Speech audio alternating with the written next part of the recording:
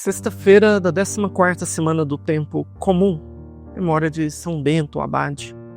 Evangelho de Jesus Cristo, segundo Mateus, capítulo 10, versículos de 16 a 23. Naquele tempo disse Jesus aos seus discípulos: Eis que eu vos envio como ovelhas no meio de lobos. Sede, portanto, prudentes como as serpentes, e simples como as pombas. Cuidado com os homens, porque eles vos entregarão aos tribunais, e os aceitarão nas sinagogas. Ou sereis levados diante de governadores e reis por minha causa, para dar testemunho diante deles e das nações. Quando vos entregarem, não fiqueis preocupados de como falar ou do que dizer. Então, naquele momento, vos será indicado o que deveis dizer. Com efeito, não sereis vós que havereis de falar, mas sim o Espírito do vosso Pai é que falará através de vós. O irmão entregará à morte o próprio irmão, o pai entregará o filho. Os filhos se levantarão contra seus pais e os matarão.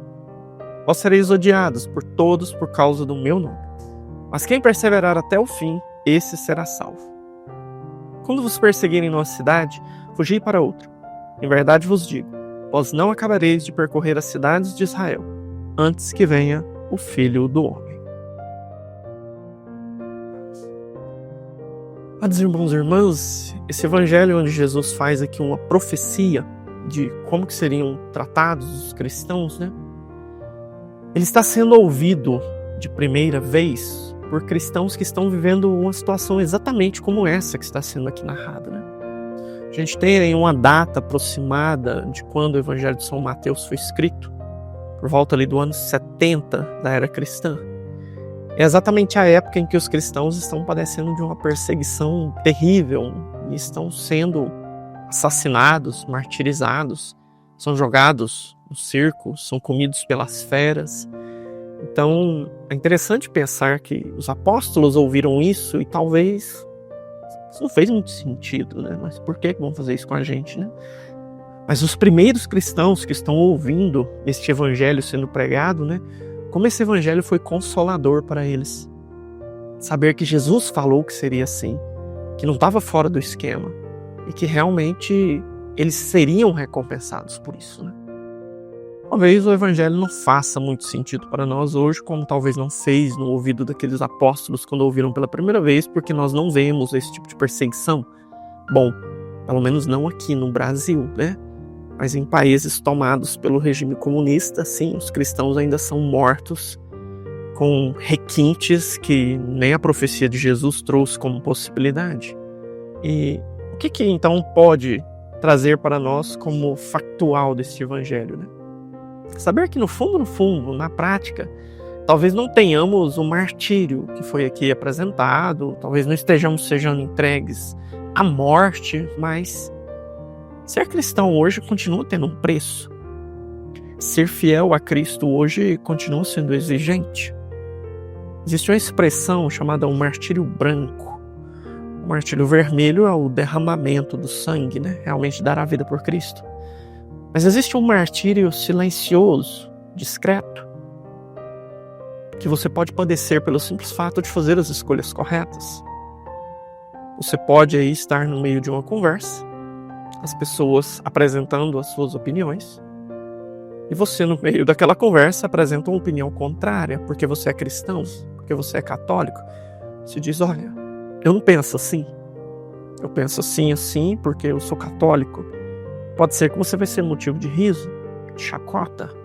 Então, defender valores cristãos, como a fidelidade dentro de um matrimônio, um namoro casto, Estou vivendo aqui um namoro com a minha namorada, estamos comprometidos em viver a castidade, sabemos que o sexo é para depois do casamento. Isso pode ser motivo de chacota, de riso. Os amigos vão te ridicularizar, suas amigas vão te ridicularizar.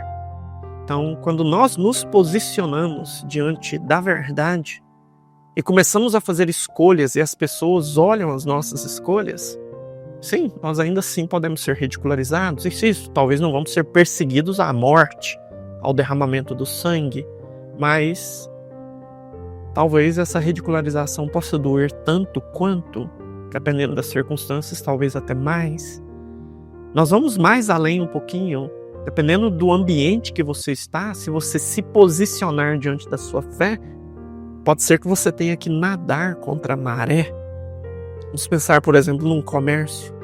Você tem um comércio, você é farmacêutico, você resolve não vender determinados tipos de medicamento cuja única finalidade é a destruição da vida.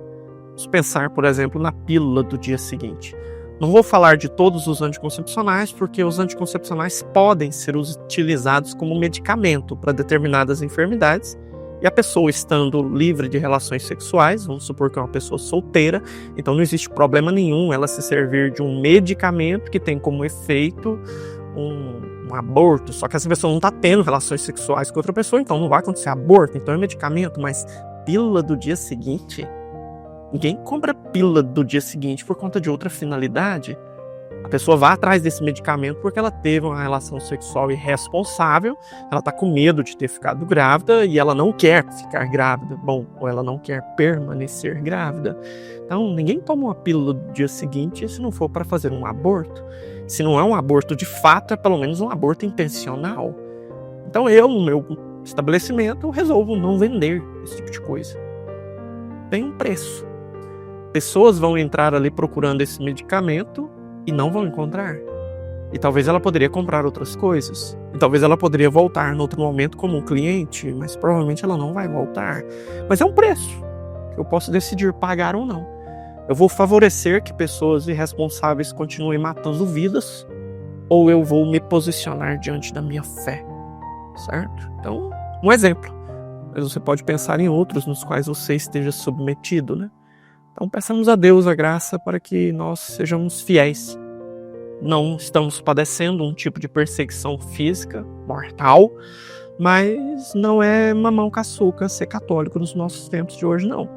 Não é ficar aí debaixo da sombra tomando água de coco, não. O negócio é puxado, é brabo. Então, nós sejamos capazes de ser fiéis nas pequenas coisas, por menores que pareçam, para que Deus possa ter aí a possibilidade de nos pedir também a fidelidade nas grandes coisas. Deus te abençoe. Em nome do Pai, do Filho e do Espírito Santo. Amém.